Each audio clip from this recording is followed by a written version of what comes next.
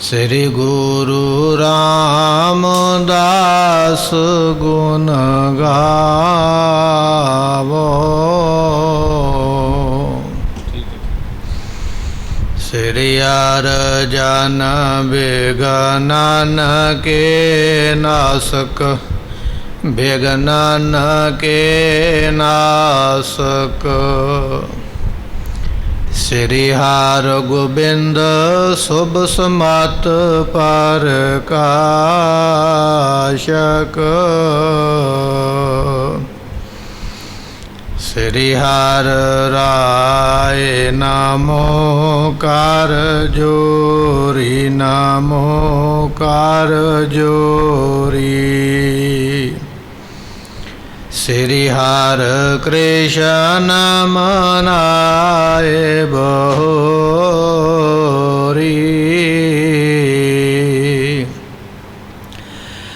तेक बहादुर परम कृपाला, सतगुर परम कृपाला। श्री गुरु गोबिंद सिंह बिसाला।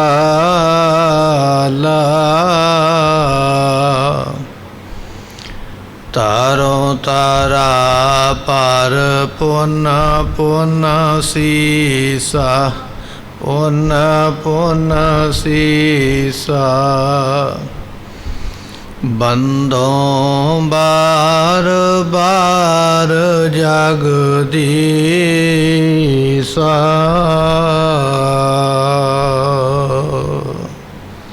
उन्माता प्रतिलिख्यो श्लोक, सुन कर लिहो शोक को रोक। वाहिगुरु जी का खालसा, वाहिगुरु जी की फतेह। धन धन गुरु ग्रंथ साहिब जियां दी पवित्र पावन हजूरी अंदर जुड़ मिल करके बैठी हुई गुरु प्यारी गुरु सवारी खालसा साध संगत जीओ। आप संगत ने गुरु दरबार विच बैठ के सतगुरां दी गुरबाणी दे कीर्तन शब्द सरवण कीते। इस वेले आपां गुरु तेग बहादुर महाराज साहब जियां दे जीवन की जो कथा विचार है वो सरवण कर रहे हाँ। गुरु तेग बहादुर पातशाह जी दिल्ली की धरती ते बादशाह औरंगजेब ने कैद विच रखिया होया है। ते सतगुरु पातशाह जियां ने जिहड़ा अब्दुल खान नाम का दरोगा है उस दे कोलों कह के महाराज जी ने कागज ते स्याही कलम का प्रबंध करने का हुक्म दिता। जिहड़ा सिख आनंदपुर साहब तो चल के गया है, माता जी माता नानकी ते माता गुजरी जियां ने भेजिया सी सतगुरां दा संदेश लैके आओ। सतगुरु जी उसनों गुरबाणी दे श्लोक जिहड़े ने वो बख्शिश कर रहे ने। वैरागमई बाणी जो भोग दे श्लोक आपां सरवण करते हाँ। गुण गोबिंद गायो नहीं, जन्म अकारथ कीन। कहो नानक हर भज बना, जिह बिद जल को मीन। ये पहला श्लोक है। इस श्लोक तो लैके महाराज साहब जियां ने 49 श्लोक जिहड़े ने वो उचारण किए। सिखां नूं वैरागमई उपदेश बख्शिश किया। इस तो अगे महाराज किहड़ा श्लोक बख्शिश कर रहे हैं, आओ बड़ी भावना नाल सुनिए, मिल के आखिए सतनाम श्री वाहिगुरु जी। जिहड़ा सिख आनंदपुर साहब तो गया होया है गुरु तेग बहादुर महाराज जियां दे कोल, उस सिख ने दसिया, कहन लगा महाराज जीओ तुहाडे सत्कारयोग माता नानकी जी बहुत वैराग करते पे। जदों दा उन्हां नूं पता लगा तुसीं दिल्ली जेल विच कैदखाने विच बैठे हो, माता जी ने बड़ी चिंता की है। ये बचन सुन के गुरु तेग बहादुर पातशाह जियां ने फिर ये जिहड़ा सलोक है ना, अपनी माता नूं मुखापत हुंदियां होया माता दे प्रति ਮਾਤਾ ਨੂੰ ਉਪਦੇਸ਼ ਦਿੰਦਿਆਂ ਹੋਇਆਂ ਇਹ ਜਿਹੜਾ ਬਖਸ਼ਿਸ਼ ਵਾਲਾ ਸ਼ਲੋਕ ਬਖਸ਼ਿਸ਼ ਕਰਦੇ ਹਨ। ਕਰ ਲਿਓ ਸ਼ੋਕ ਕੋ ਰੋਕ। ਇਹ ਜਿਹੜਾ ਸ਼ਲੋਕ ਮਹਾਰਾਜ ਨੇ ਉਚਾਰਿਆ ਇਹਦੇ ਵਿੱਚ ਬਖਸ਼ਿਸ਼ ਕੀਤੀ ਹੈ। ਸ਼ੋਕ ਨਹੀਂ ਕਰਨਾ ਚਾਹੀਦਾ, ਸ਼ੋਕ ਨੂੰ ਦੂਰ ਕਰਕੇ ਜਾਂ ਆਪਣੇ ਸ਼ੋਕ ਨੂੰ ਰੋਕ ਲਓ, ਇਹ ਗੁਰਬਾਣੀ ਦਾ ਫਰਮਾਨ ਹੈ।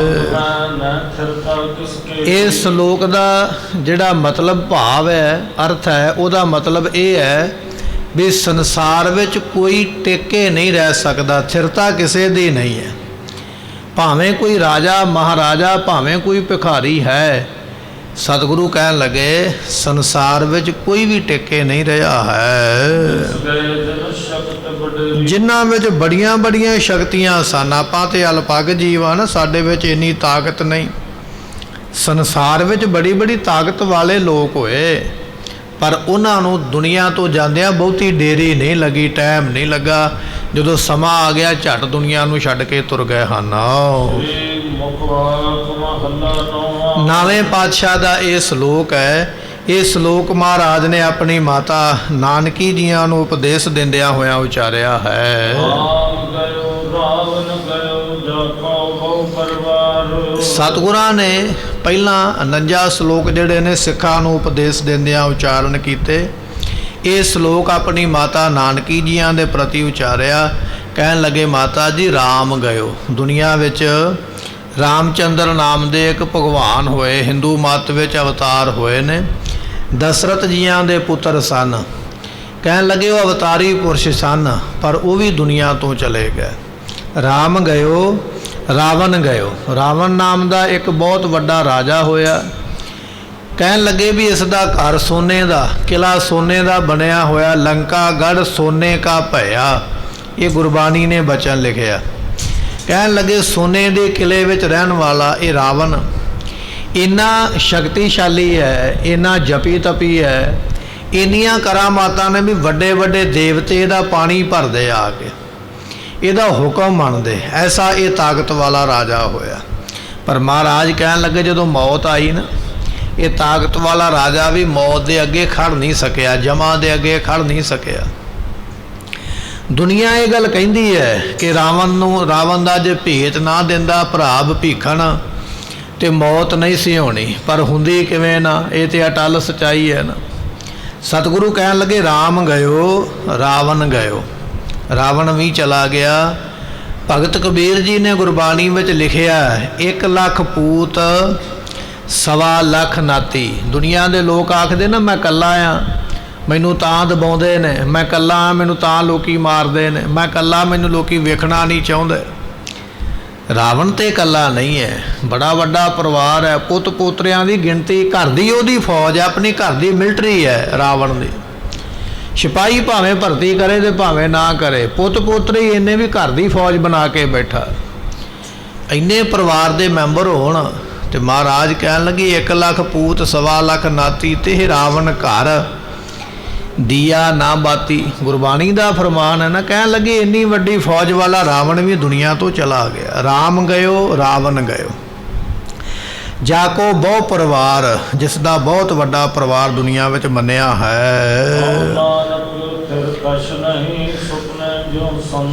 ਸਤਿਗੁਰੂ ਕਹਿਣ ਲੱਗੇ ਮਾਤਾ ਜੀ ਸੰਸਾਰ ਜਿਹੜਾ ਹੈ ਨਾ ਸੁਪਨੇ ਦੇ ਵਾਂਗ ਹੈ। ਇੱਥੇ ਕੋਈ ਵੀ ਚੀਜ਼ ਪੱਕੇ ਤੌਰ ਤੇ ਰਹਿ ਨਹੀਂ ਸਕਦੀ ਹੈ। ਕੋਈ ਵੀ ਵਸਤੂ, ਭਾਵੇਂ ਰੁੱਖ ਹੈ ਨਾ, ਬੋਹੜ ਦੀ ਕਹਿੰਦੇ ਕਿੰਨੀ ਲੰਮੀ ਉਮਰਾਂ ਹੁੰਦੀ ਹੈ, ਕਈ ਸਦੀਆਂ ਤੱਕ ਬੋਹੜ ਦਾ ਰੁੱਖ ਰਹਿੰਦਾ, ਪਰ ਅਸਲ ਵਿੱਚ ਉਹਦੀ ਵੀ ਤੇ ਇੱਕ ਮਰਿਆਦ ਹੈ, ਇੱਕ ਦਿਨ ਉਸਨੇ ਵੀ ਮੁੱਕ ਜਾਣਾ। ਦੁਨੀਆ ਵਿੱਚ ਪਹਾੜ ਤੇ ਪਰਬਤ ਨੇ, ਨਦੀਆਂ ਤੇ ਦਰਿਆ ਨੇ, ਇੱਕ ਦਿਨ ਉਹਨਾਂ ਨੇ ਵੀ ਖਤਮ ਹੋ ਜਾਣਾ ਹੈ। ਸੁਪਨੇ ਜਿਉਂ ਸੰਸਾਰ, ਜਿਹੜੀ ਚੀਜ਼ ਹੀ ਸੁਪਨੇ ਦੇ ਵਾਂਗ ਹੈ ਉਹ ਰਵੇਗੀ ਕਿਵੇਂ?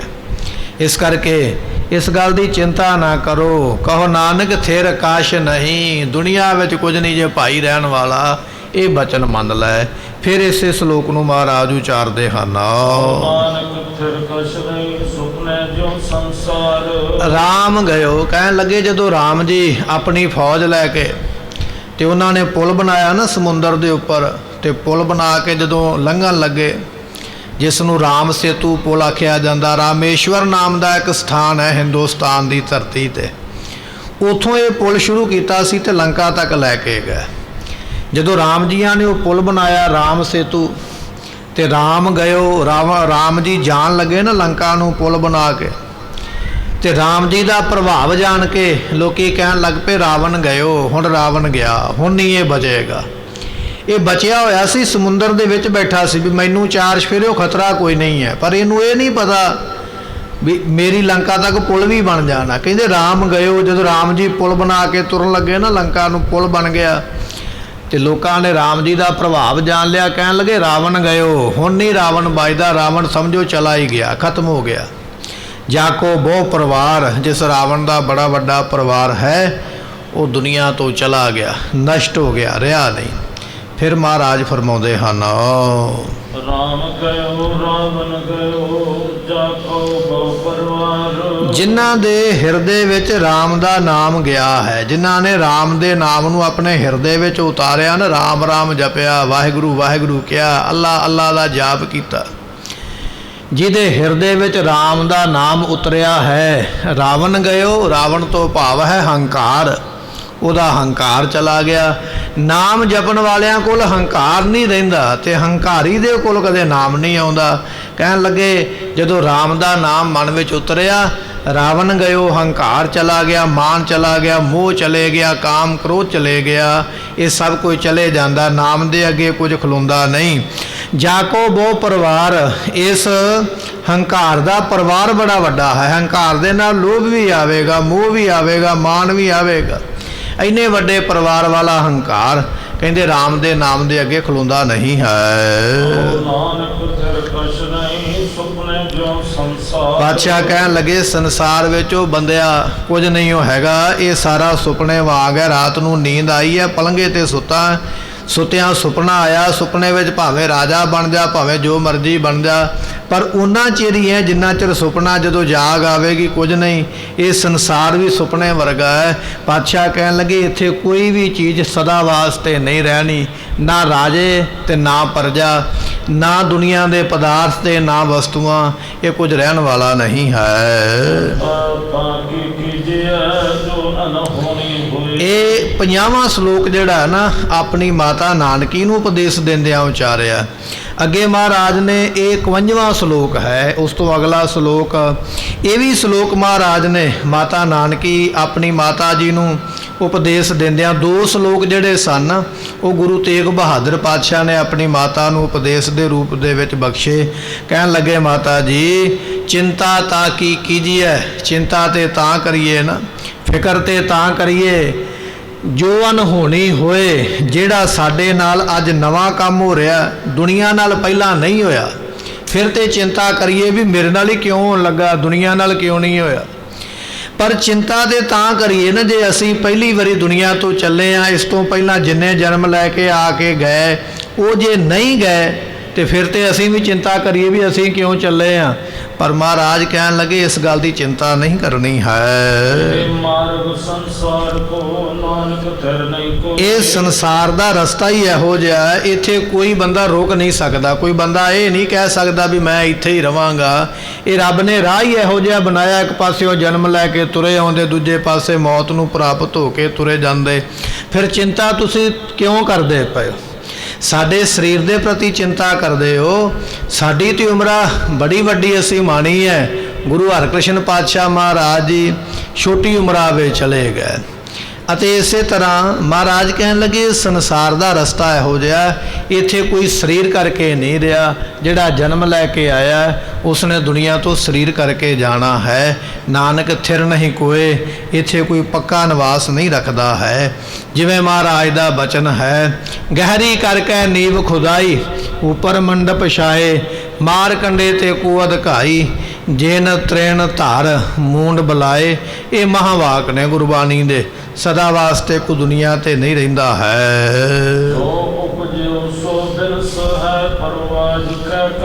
ਜਦੋਂ ਮਹਾਰਾਜ ਨੇ ਇਹ ਦੋ ਸ਼ਲੋਕ ਆਪਣੀ ਮਾਤਾ ਦੇ ਪ੍ਰਤੀ ਉਚਾਰੇ ਨਾ, ਤੇ ਜਿਹੜਾ ਸਿੱਖ ਅਨੰਦਪੁਰ ਸਾਹਿਬ ਤੋਂ ਗਿਆ ਸੀ ਉਹਨੇ ਫਿਰ ਬੇਨਤੀ ਕੀਤੀ, ਕਹਿਣ ਲੱਗਾ ਮਹਾਰਾਜ ਜੀ ਤੁਹਾਡੀ ਸੁਪਤਨੀ ਮਾਤਾ ਗੁਜਰੀ ਜੀ ਬੜਾ ਵੈਰਾਗ ਕਰਦੇ, ਤੁਹਾਨੂੰ ਯਾਦ ਕਰਦੇ ਵਾਰ-ਵਾਰ।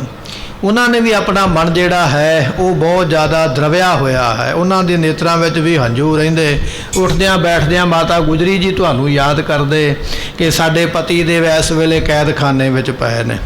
ਜਦੋਂ ਇਹ ਬਚਨ ਗੁਰੂ ਤੇਗ ਬਹਾਦਰ ਪਾਤਸ਼ਾਹ ਨੇ ਸੁਣਿਆ, ਇਹ ਜਿਹੜਾ ਸ਼ਲੋਕ ਆਪਾਂ ਸੁਣਨ ਲੱਗੇ ਹਾਂ, ਇਹ ਸ਼ਲੋਕ ਮਹਾਰਾਜ ਜੀਆਂ ਨੇ ਆਪਣੀ ਪਤਨੀ ਮਾਤਾ ਗੁਜਰੀ ਜੀਆਂ ਦੇ ਪ੍ਰਤੀ ਉਚਾਰਿਆ। ਕਹਿਣ ਲੱਗੇ, ਜੋ ਉਪਜਿਓ ਜਿਹੜਾ ਦੁਨੀਆ ਵਿੱਚ ਜਨਮ ਲੈ ਕੇ ਆਇਆ, ਸੋ ਬਿਨਸ ਹੈ ਉਹਨੇ ਦੁਨੀਆ ਵਿੱਚੋਂ ਸਰੀਰ ਛੱਡ ਕੇ ਜਾਣਾ ਹੈ।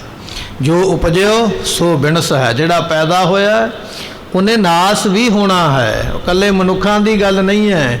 ਇੱਥੇ ਤੇ ਬ੍ਰਹਮ ਮਹੇਸ਼ਰ ਬਿਸ਼ਨ ਸੱਚੀ ਪਤ ਅੰਤ ਫਸੇ ਜਮ ਫਾਂਸ ਪਰੇਂਗੇ।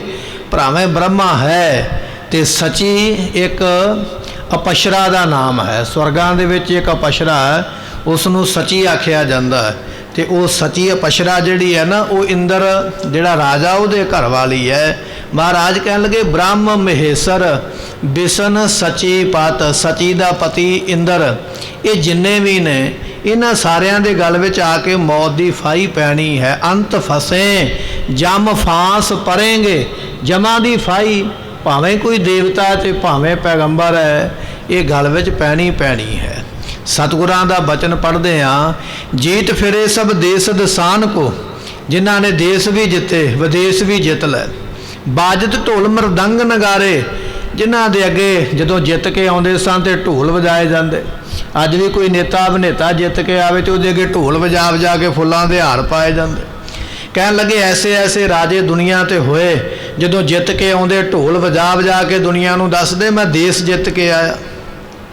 ਬਾਜਤ ਢੋਲ, ਬੜੇ ਢੋਲ ਵੱਜਦੇ, ਮਰਦੰਗਾਂ ਵੱਜਦੀਆਂ, ਨਗਾਰੇ ਵਜਾਏ ਜਾਂਦੇ ਰਾਜਿਆਂ ਦੇ ਅੱਗੇ। ਰਾਜਿਆਂ ਦੀਆਂ ਕਿਲਿਆਂ ਵਿੱਚ ਮਹਿਲਾਂ ਦੇ ਵਿੱਚ ਵੀ ਇਹ ਰਾਜਾ ਜੇਤੂ ਹੈ। ਬਾਜਤ ਢੋਲ ਮਰਦੰਗ ਨਗਾਰੇ, ਗੁੰਜਤ ਗੂੜ ਗਿਆਨ ਕੇ ਸੁੰਦਰ ਹਿੰਸਤ ਹੀ ਹੈ ਰਾਜ ਹਜ਼ਾਰੇ।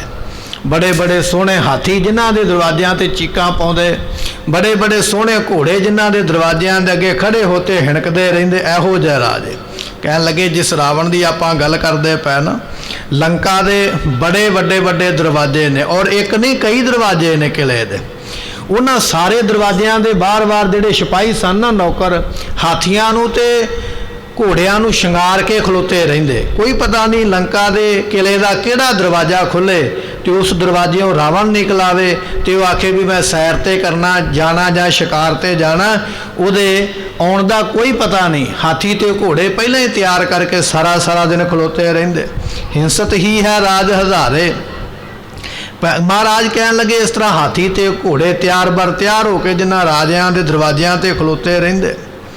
ਤੇ ਪਾਤਸ਼ਾਹ ਕਹਿਣ ਲੱਗੇ, ਗੁੰਜਤ ਗੂੜ ਗਿਆਨ ਕੇ ਸੁੰਦਰ ਹਿੰਸਤ ਹੀ ਹੈ ਰਾਜ ਹਜ਼ਾਰੇ। ਭੂਤ ਭਵਿੱਖ ਭਵਾਨ ਕੇ ਭੂਪਤ। ਭੂਤ ਕਾਲ ਜਿਹੜਾ ਬਤੀਤ ਹੋ ਗਿਆ ਉਦੋਂ ਬੜੇ ਰਾਜੇ ਹੋਏ। ਭਵਿੱਖ ਜਿਹੜਾ ਆਉਣ ਵਾਲਾ ਸਮਾਂ ਬੜੇ ਰਾਜੇ ਹੋਣਗੇ। ਭੂਤ ਭਵਿੱਖ ਭਵਾਨ ਕੇ ਭੂਪਤ, ਧਰਤੀ ਦੇ ਰਾਜੇ ਕੌਣ ਗਣੇ ਨਹੀਂ ਜਾਤ ਵਿਚਾਰੇ, ਗਿਣ ਕੋਈ ਨਹੀਂ ਸਕਦਾ। ਕਲਮ ਕਾਪੀ ਲੈ ਕੇ ਬੈਠ ਜਾਓ, ਲਿਖਣ ਲੱਗ ਪਓ, ਆਹ ਰਾਜਾ ਹੋਇਆ, ਆਹ ਰਾਜਾ ਹੋਇਆ, 2 4 10 15 ਦੇ ਨਾਮ ਲਿਖੋਗੇ, ਅੱਗੋਂ ਚੇਤਾ ਹੀ ਭੁੱਲ ਜਾਣਾ, ਪਤਾ ਨਹੀਂ ਕਿੰਨੇ ਹੋਏ। ਤੇ ਸਤਿਗੁਰੂ ਪਾਤਸ਼ਾਹ ਕਹਿਣ ਲੱਗੇ, ਸ੍ਰੀਪਤ ਸ੍ਰੀ ਭਗਵਾਨ ਭਾਏ ਕਿਰਪਾ ਹੁੰਦੇ। ਸੋ ਪਰਮਾਤਮਾ ਦੀ ਕਿਰਪਾ ਤੋਂ ਬਿਨਾ ਅੰਤ ਕੋ ਨਾਂਗੇ ਹੀ ਪਾਏ ਪਧਾਰੇ। ਇਹੋ ਜਿਹੇ ਰਾਜੇ ਜਿਹੜੇ ਗਿਣੇ ਮਿਣੇ ਨਹੀਂ ਗਏ, ਨੰਗੇ ਪੈਰੀ ਦੁਨੀਆ ਤੋਂ ਗਏ। ਕਹਿਣ ਤੋਂ ਭਾਵ ਜੋ ਉਪਜਿਓ ਸੋ ਬਿਨਸ ਹੈ, ਜਿਹੜਾ ਪੈਦਾ ਹੋਇਆ ਹੈ ਉਹਨੇ ਮਰਨਾ ਜ਼ਰੂਰ ਹੈ। ਭਾਵੇਂ ਰਾਜਾ ਹੈ, ਭਾਵੇਂ ਮਹਾਰਾਜਾ ਹੈ, ਭਾਵੇਂ ਫੌਜਾਂ ਮਗਰ ਖੇਡਦੀਆਂ ਸਨ। ਪਾਤਸ਼ਾਹ ਕਹਿਣ ਲੱਗੇ, ਉਸਨੇ ਦੁਨੀਆ ਤੋਂ ਜਾਣਾ ਹੈ। ਪਰ ਉਹ ਆਜ ਕੈ ਕਾਲ, ਭਾਵੇਂ ਅੱਜ ਸਮਾਂ ਆ ਜਾਵੇ, ਭਾਵੇਂ ਕੱਲ ਆ ਜਾਵੇ, ਭਾਵੇਂ ਪਰਸੋਂ ਆ ਜਾਵੇ, ਹਫ਼ਤੇ ਨੂੰ ਸਮਾਂ ਆਵੇ ਜਾਂ ਮਹੀਨੇ ਨੂੰ ਸਮਾਂ ਆਵੇ, ਆਉਣਾ ਜ਼ਰੂਰ ਹੈ। ਸਮਾਂ ਨਿਸ਼ਚਿਤ ਕੀਤਾ ਹੋਇਆ ਪਰਮਾਤਮਾ ਨੇ। ਪਰ ਉਹ ਆਜ ਕੈ ਕਾਲ, ਅੱਜ ਕੱਲ ਜਾਂ ਪਰਸੋਂ ਦੀ ਖੇਡ ਹੈ। ਦੁਨੀਆ ਤੋਂ ਜਾਣਾ ਸਾਰਿਆਂ ਨੇ ਹੈ।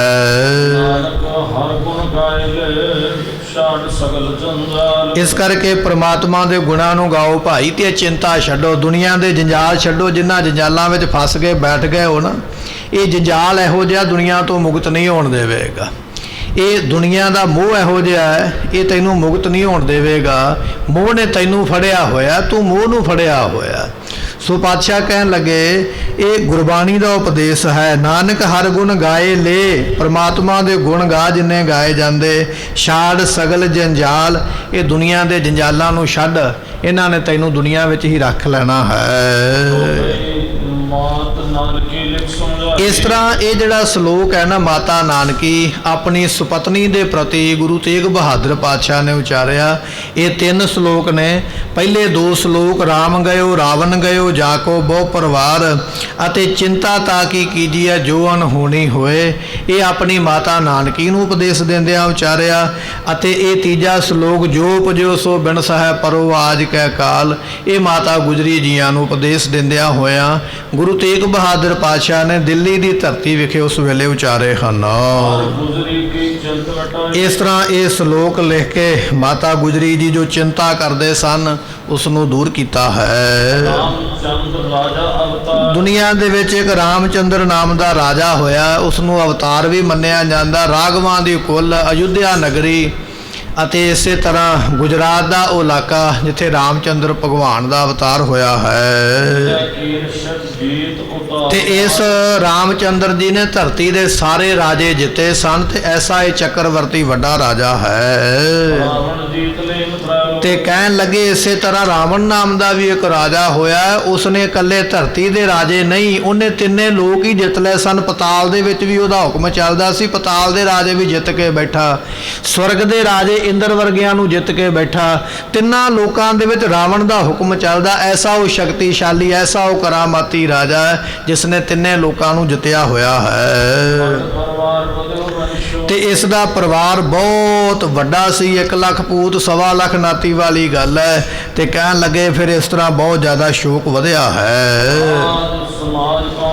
ਕਹਿਣ ਲੱਗੇ ਵੀ ਰਾਵਣ ਦਾ ਸਾਜੋ ਸਮਾਨ ਗਿਣਿਆ ਨਹੀਂ ਜਾ ਸਕਦਾ। ਜੇ ਕੋਈ ਬੰਦਾ ਆਖੇ ਨਾ ਵੀ ਰਾਵਣ ਕੋਲ ਧਨ ਕਿੰਨਾ ਸੀ, ਤੇ ਉਹ ਧਨ ਗਿਣਿਆ ਨਹੀਂ ਜਾਂਦਾ ਵੀ ਕਿੰਨੀ ਮਾਇਆ ਰਾਵਣ ਕੋਲ ਸੀ। ਰਾਵਣ ਦੇ ਕੋਲ ਹਾਥੀ ਕਿੰਨੇ, ਘੋੜੇ ਕਿੰਨੇ, ਹੀਰੇ ਮੋਤੀ ਜਵਾਹਰਾਤ ਕਿੰਨੇ, ਗਿਣ ਕੋਈ ਨਹੀਂ ਸਕਦਾ। ਇੰਨੀ ਤਾਕਤ ਔਰ ਇੰਨਾ ਅਮੀਰ ਰਾਜਾ ਹੋਇਆ ਜਿਹਨੇ ਆਪਣਾ ਘਰ ਹੀ ਸੋਨੇ ਦਾ ਬਣਾ ਛੱਡਿਆ। ਸਾਡੇ ਕੋਲ ਤੇ ਅੱਜ ਦੇ ਸਮੇਂ ਵਿੱਚ ਸੋਨੇ ਦਾ ਗਹਿਣਾ ਨਹੀਂ ਬਣਦਾ, ਉਹ ਬਣਾਉਣਾ ਹੋਵੇ ਤੇ ਪਹਿਲਾਂ ਕਰਜ਼ਾ ਲੈਣਾ ਪੈਂਦਾ। ਰਾਵਣ ਇੰਨਾ ਅਮੀਰ ਹੈ ਕਿ ਆਪਣੇ ਘਰ ਦੀਆਂ ਕੰਧਾਂ ਨੂੰ ਸੋਨਾ ਲਾ ਛੱਡਿਆ। ਕਹਿਣ ਲੱਗੇ ਉਹਦੇ ਧਨ ਨੂੰ, ਉਹਦੀ ਅਮੀਰੀ ਨੂੰ ਗਿਣਿਆ ਨਹੀਂ ਜਾਂਦਾ ਹੈ। ਰਾਵਣ ਦਾ ਜਿੱਧਰ ਨੂੰ ਤੱਕ ਲਵੇ, ਰਾਵਣ ਜੇ ਵੇਖ ਵੀ ਲਵੇ ਨਾ ਕਿਸੇ ਵੱਲ, ਤੇ ਵੱਡੇ ਵੱਡੇ ਦੇਵਤੇ ਉਹਦੇ ਕੋਲੋਂ ਕੰਬਦੇ ਸਨ ਵੀ ਰਾਵਣ ਨੇ ਸਾਡੇ ਵੱਲ ਵੇਖਿਆ, ਤੇ ਵੇਖਿਆ ਕਿਉਂ, ਇੰਨਾ ਡਰ ਰਾਵਣ ਦਾ। ਕਹਿਣ ਲੱਗੇ ਜੇ ਕਿਸੇ ਪੜੋਸੀ ਰਾਜੇ ਵੱਲ ਵੇਖਦਾ ਤੇ ਰਾਜਿਆਂ ਦੇ ਉਸ ਵੇਲੇ ਪਸੀਨੇ ਛੁੱਟ ਜਾਂਦੇ ਵੀ ਰਾਵਣ ਨੇ ਸਾਨੂੰ ਵੇਖਿਆ। ਤੇ ਰਾਵਣ ਜੇ ਕਿਤੇ ਸਵਰਗਾਂ ਦੇ ਰਾਜੇ ਇੰਦਰ ਨੂੰ ਵੀ ਤੱਕ ਲਵੇ ਨਾ, ਇੰਦਰ ਵਰਗਿਆਂ ਨੂੰ ਉਸ ਵੇਲੇ ਭਜਦਿਆਂ ਰਾਹ ਨਹੀਂ ਲੱਭਦਾ। ਇੰਨਾ ਭੈ ਰਾਵਣ ਦਾ ਦੁਨੀਆ ਮੰਨਦੀ ਹੈ। ਤੇ ਇਹ ਕਹਿਣ ਲੱਗੇ ਸਾਰਿਆਂ ਤੋਂ ਵੱਡੇ ਇਹ ਦੋਵੇਂ ਹੋਏ ਨੇ, ਇੱਕ ਭਗਵਾਨ ਰਾਮਚੰਦਰ ਜੀ, ਉਹਨਾਂ ਨੂੰ ਅਵਤਾਰ ਮੰਨਿਆ ਜਾਂਦਾ, ਦੂਜਾ ਹੈ ਰਾਵਣ। ਇਹ 2 ਵੱਡੇ ਬੰਦਿਆਂ ਦਾ ਇੱਥੇ ਜ਼ਿਕਰ ਕੀਤਾ, ਆਮ ਮਾਮੂਲੀ ਦਾ ਨਹੀਂ ਗੱਲ ਕੀਤੀ ਹੈ। ਕਹਿਣ ਲੱਗੇ ਵੱਡੇ ਇਹ ਦੁਨੀਆ ਦੇ ਸ਼ਕਤੀਸ਼ਾਲੀ ਅਮੀਰ ਆਦਮੀ ਔਰ ਤਾਕਤ ਵਾਲੇ ਜਿਹੜੇ ਨੇ ਇਹ ਦੁਨੀਆ ਵਿੱਚ ਨਹੀਂ ਰਹੇ ਹਨ। ਤੇ ਇਹ ਵੀ ਆਪੋ ਆਪਣੇ ਘਰ ਛੱਡ ਕੇ ਚਲੇ ਗਏ। ਅੱਜ ਤੁਸੀਂ ਅਯੁੱਧਿਆ ਵਿੱਚ ਜਾਓ ਤੇ ਉੱਥੇ ਰਾਮ ਜੀ ਦੇ ਘਰ ਵਿੱਚ ਰਾਮ ਜੀ ਨਹੀਂ, ਲੰਕਾ ਵਿੱਚ ਚਲੇ ਜਾਓ ਤੇ ਲੰਕਾ ਦੇ ਕਿਲੇ ਵਿੱਚ ਅੱਜ ਰਾਵਣ ਤੁਹਾਨੂੰ ਨਹੀਂ ਮਿਲੇਗਾ। ਇਹ ਵੀ ਆਪੋ ਆਪਣੇ ਘਰ-ਬਾਰ ਪਰਿਵਾਰ ਛੱਡ ਕੇ ਚਲੇ ਗਏ ਹਨ। ਕਹਿਣ ਲੱਗੇ ਵੀ ਸੁਪਨੇ ਦੇ ਵਿੱਚ ਸੁਪਨਾ ਸੱਚਾ ਪ੍ਰਤੀਤ ਹੁੰਦਾ। ਜਦੋਂ ਬੰਦਾ ਸੁੱਤਾ ਨਾ ਸੁਪਨਾ ਆਉਂਦਾ, ਉਦੋਂ ਉਹ ਸੁਪਨਾ ਸੱਚਾ ਲੱਗਦਾ। ਉਦੋਂ ਇਹ ਨਹੀਂ ਕੋਈ ਕਹਿ ਸਕਦਾ ਵੀ ਇਹ ਸੁਪਨਾ ਝੂਠਾ ਹੈ, ਕਿਉਂਕਿ ਮਨੁੱਖ ਸੁਪਨੇ ਦੇ ਵਿੱਚ ਕਦੇ ਤਾਂ ਰੋਣ ਲੱਗ ਪੈਂਦਾ। ਲੋਕੀ ਦੱਸਦੇ ਨੇ ਰਾਤੀ ਮੈਨੂੰ ਸੁਪਨਾ ਆਇਆ ਮੈਂ ਬੜਾ ਰੋਂਦਾ ਪਿਆ। ਕਦੇ ਕੋਈ ਦੱਸਦਾ ਸੁਪਨੇ ਵਿੱਚ ਮੈਂ ਬੜਾ ਹੱਸਦਾ ਪਿਆ। ਕੋਈ ਆਖਦਾ ਸੁਪਨੇ ਵਿੱਚ ਮੈਂ ਰਾਜਾ ਬਣ ਗਿਆ ਸੀ। ਕੋਈ ਆਖਦਾ ਸੁਪਨੇ ਵਿੱਚ ਮੇਰੇ ਕੱਪੜੇ ਪਾਟੇ ਪਏ ਸੀ। ਸੁਪਨਾ ਜਦੋਂ ਆਉਂਦਾ ਉਦੋਂ ਸੱਚਾ ਹੀ ਲੱਗਦਾ ਵੀ ਜੋ ਕੁਝ ਹੁੰਦਾ ਪਿਆ ਮੇਰੇ ਨਾਲ ਹੀ ਹੁੰਦਾ ਪਿਆ ਹੈ। ਸਤਿਗੁਰੂ ਪਾਤਸ਼ਾਹ ਕਹਿਣ ਲੱਗੇ ਸੁਪਨੇ ਵਿੱਚ ਕਦੇ ਸੋਗ ਆ ਜਾਂਦਾ, ਕਦੇ ਖੁਸ਼ੀ ਆ ਜਾਂਦੀ, ਕਦੇ ਦੁੱਖ ਆ ਜਾਂਦਾ, ਕਦੇ ਸੁੱਖ ਆ ਜਾਂਦਾ। ਮਨੁੱਖ ਇਸ ਤਰ੍ਹਾਂ ਸੁਪਨੇ ਨੂੰ ਵੇਖਦਾ ਹੈ। ਜਾਗਰਤ ਸੁਵਸਥਾ ਹੋਏ ਤੇ ਜਦੋਂ ਬੰਦਾ ਜਾਗਦਾ ਨਾ, ਅੱਖਾਂ ਖੁੱਲਦੀਆਂ, ਉਦੋਂ ਵੇਖਦਾ ਵੀ ਨਹੀਂ ਮੈਂ ਤੇ ਐਵੇਂ ਰੋਈ ਜਾਂਦਾ, ਮੈਂ ਤੇ ਘਰੇ ਮੰਜੇ ਤੇ ਪਿਆ ਹੋਇਆ ਤੇ ਮੈਨੂੰ ਤਾਂ ਇਸ ਤਰ੍ਹਾਂ ਲੱਗਦਾ ਸੀ ਜਿਵੇਂ ਪੁਲਿਸ ਮਾਰਦੀ ਪਈ ਹੈ, ਮੈਂ ਤੇ ਐਵੇਂ ਡਰ ਕੇ ਰੋ ਪਿਆ। ਜਦੋਂ ਜਾਗ ਆਉਂਦੀ ਹੈ ਨਾ, ਫਿਰ ਸਮਝਦਾ ਵੀ ਇਹ ਸੁਪਨੇ ਵਿੱਚ ਮੈਂ ਸਭ ਕੁਝ ਜੋ ਵੇਖਿਆ ਇਹ ਹਕੀਕਤ ਵਿੱਚ ਨਹੀਂ ਹੈ। ਸਮਾਜ ਹੰਸੈ ਵਸੁ ਤੇ ਸਤਿਗੁਰੂ ਪਾਤਸ਼ਾਹ ਕਹਿੰਦੇ ਇਸੇ ਤਰ੍ਹਾਂ ਭਾਈ ਇਹ ਦੁਨੀਆ ਸੰਸਾਰ ਵੀ ਸੁਪਨਾ ਹੀ ਹੈ। ਜਿੰਨਾ ਚਿਰ ਇਹਦੇ ਵਿੱਚ ਲੱਗਾ ਤੇ ਤੈਨੂੰ ਲੱਗਦਾ ਵੀ ਆ ਸਭ ਕੁਝ ਸੱਚਾ ਹੀ ਹੈ, ਭੈਣਾਂ ਭਰਾ ਦੋਸਤ ਮਿੱਤਰ ਖੁਸ਼ੀ ਤੇ ਗਮੀ ਸਭ ਕੁਝ ਸੱਚਾ ਲੱਗਦਾ ਹੈ। ਪਰ ਜਦੋਂ ਮਹਾਰਾਜ ਗਿਆਨ ਬਖਸ਼ਿਸ਼ ਕਰਦੇ ਨਾ, ਗਿਆਨ ਅੰਜਨ ਗੁਰ ਦੀਆ ਅਗਿਆਨ ਅੰਧੇਰ ਵਿਨਾਸ਼, ਜਦੋਂ ਗੁਰੂ ਕਿਰਪਾ ਕਰਦੇ ਗਿਆਨ ਦਾ ਮਹਾਰਾਜ ਸੁਰਮਾ ਬਖਸ਼ਿਸ਼ ਕਰ ਦਿੰਦੇ, ਅਗਿਆਨਤਾ ਦੂਰ ਹੁੰਦੀ ਹੈ, ਫਿਰ ਬੰਦਾ ਜਾਗਦਾ ਹੈ, ਫਿਰ ਸਮਝ ਪੈਂਦੀ ਹੈ ਵੀ ਨਹੀਂ ਮੈਂ ਤੇ ਐਵੇਂ ਦੁਨੀਆ ਵਿੱਚ ਰੋਂਦਾ ਪਿਆ, ਇੱਥੇ ਤੇ ਮੇਰਾ ਹੈ ਹੀ ਕੁਝ ਨਹੀਂ ਹੈ। ਇਹ ਗਿਆਨ ਅਵਸਥਾ ਦੀਆਂ ਗੱਲਾਂ ਨੇ ਜੋ ਬੰਦਗੀ ਕਰਕੇ ਪ੍ਰਾਪਤ ਹੁੰਦੀਆਂ ਹਨ। ਹੋ ਜਾਂਦਾ ਹੈ ਪਛਤਾਉਂਦੇ ਤੇ ਫਿਰ ਜਿਨ੍ਹਾਂ ਨੂੰ ਪ੍ਰਾਪਤੀ ਹੋ ਜਾਂਦੀ ਉਹ ਦੁਨੀਆ ਨੂੰ ਝੂਠਾ ਜਾਣ ਕੇ ਪਛਤਾਉਂਦੇ ਨਹੀਂ, ਪਛਤਾਤਾਪ ਨਹੀਂ ਕਰਦੇ ਹਨ। ਰਚਨਾ ਜਪ ਕੇ ਦ੍ਰਿਸ਼ਟਾਉਂਦੇ ਇਸੇ ਤਰ੍ਹਾਂ ਭਾਈ ਇਹ ਦੁਨੀਆ ਦੀ ਰਚਨਾ ਹੈ, ਦੁਨੀਆ ਦੀ ਰਚਨਾ ਇਹ ਝੂਠ ਹੀ ਹੈ।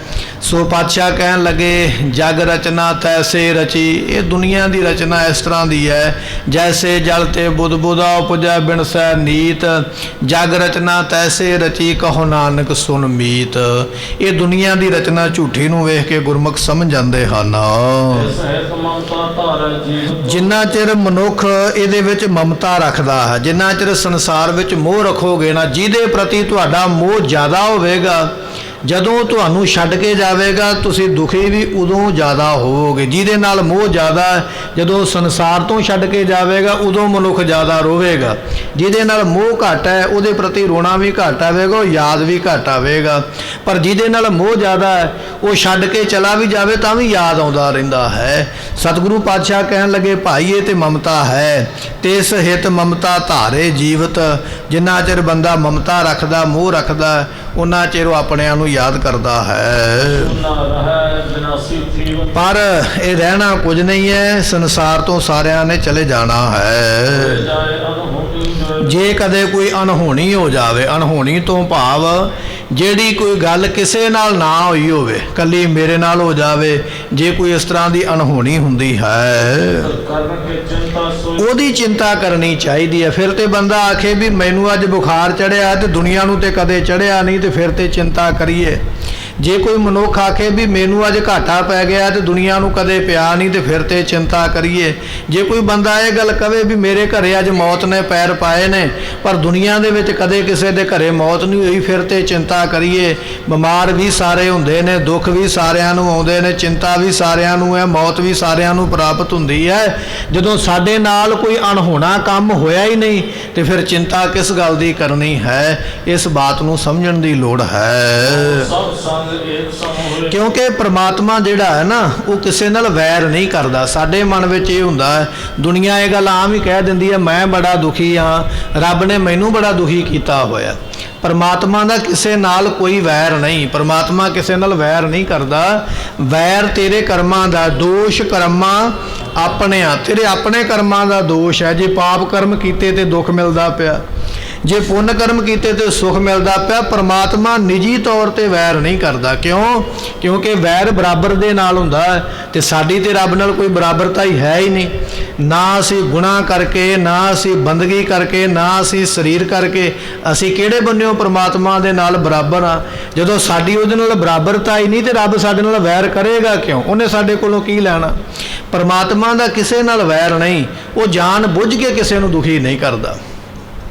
ਗੁਰੂ ਨਾਨਕ ਸਾਹਿਬ ਪਾਤਸ਼ਾਹ ਨੇ ਲਿਖਿਆ ਗੁਰਬਾਣੀ ਵਿੱਚ, ਮੂਲ ਮੰਤਰ ਦਾ ਪਾਠ ਕਰਦੇ ਆ। ਮਹਾਰਾਜ ਕਹਿਣ ਲੱਗੇ ਨਿਰਭਉ ਨਿਰਵੈਰ, ਬਿਨਾ ਵੈਰ ਤੋਂ। ਦੁਨੀਆ ਵਿੱਚ ਇੱਕੋ ਪਰਮਾਤਮਾ ਇਹੋ ਜਿਹੀ ਤਾਕਤ ਹੈ ਜਿਹਦਾ ਕਿਸੇ ਨਾਲ ਵੈਰ ਨਹੀਂ, परमात्मा तो छुट जिन्नी दुनिया ਉਹਦਾ ਕਿਸੇ ਨਾਲ ਵੈਰ ਜ਼ਰੂਰ ਹੈ। ਪੰਛੀ ਪੰਛੀਆਂ ਨਾਲ ਲੜਦੇ ਵੇਖੇ ਜਾਂਦੇ, ਪਸ਼ੂ ਪਸ਼ੂਆਂ ਨਾਲ ਲੜਦੇ ਵੇਖੇ ਜਾਂਦੇ, ਮਨੁੱਖ ਮਨੁੱਖਾਂ ਨਾਲ ਲੜਦੇ ਵੇਖੇ ਜਾਂਦੇ। ਦੁਨੀਆ ਦੇ तमाम ਜੀਵਾਂ ਵਿੱਚ ਆਪਸ ਵਿੱਚ ਵੈਰ ਪੈਂਦਾ ਹੈ, ਪਰ ਜੇ ਨਹੀਂ ਵੈਰ ਤੇ ਪ੍ਰਮਾਤਮਾ ਕਿਸੇ ਨਾਲ ਨਹੀਂ ਕਰਦਾ ਤਾਂ ਉਹਨੂੰ ਆਖਿਆ ਜਾਂਦਾ ਨਿਰਵੈਰ। ਸਤਿਗੁਰੂ ਪਾਤਸ਼ਾਹ ਕਹਿਣ ਲੱਗੇ ਉਹ ਪ੍ਰਮਾਤਮਾ ਕਿਸੇ ਨਾਲ ਵੈਰ ਨਹੀਂ ਕਰਦਾ ਹੈ। ਇਸ ਕਰਕੇ ਚਿੰਤਾ ਨਾ ਕਰੋ, ਫਿਕਰ ਨਾ ਕਰੋ, ਨਾ ਫਿਕਰ ਕਰਨਾ ਚਾਹੀਦਾ। परमात्मा जान बुझ के दुख किसी नूं नहीं दिंदा। ये दुख, ये दोष, ये पाप, ये तकलीफ तेरे अपने कर्मां दी है। जिवें दे कर्म कीते उवें दा फल प्राप्त होना। जे अज धरती दे विच किसी फल का बी पाया है तो कुछ समय बाद वो फल तैनूं मिलेगा। जे अज धरती दे विच कंडियां वाले रुख का बी पाया तो कुछ समय बाद वो कंडे तेरे पैरां नूं चुभणगे। कहण तो भाव है भी बी तू आप बीजना, उहदा फल तो फिर तैनूं मिलना ही है। बाबा फरीद साहब जी कहन लगे फरीदा लोड़ है दाख बजौरियाँ किकर बीजै जट। ये उन्हां दा फरमान है। कहन लगे बजनौर नाम का एक इलाका है पाकिस्तान के अंदर।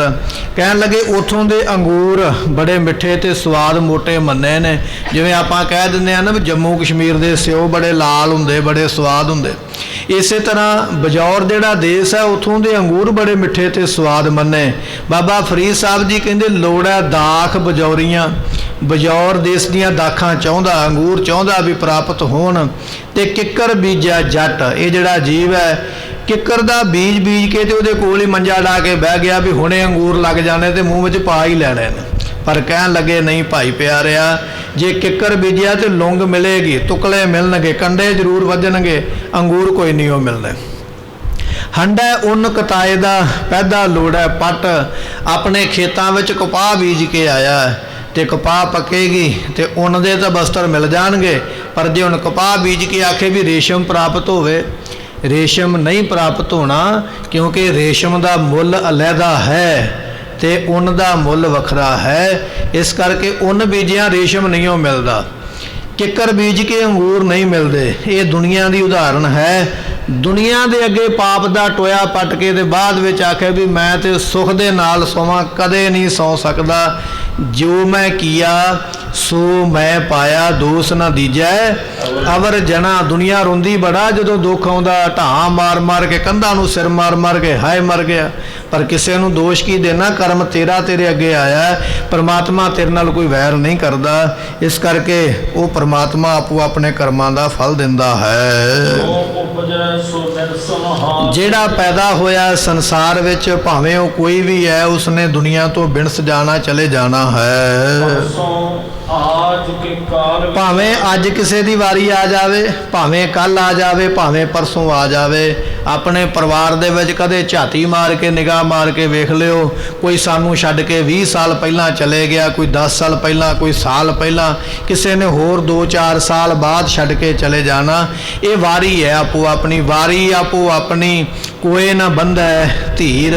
काल दे अगे कोई धीरज धार के खलो नहीं सकता भी मैं नहीं मरना, वो सारियां नूं अगे ला के लै दिंदा।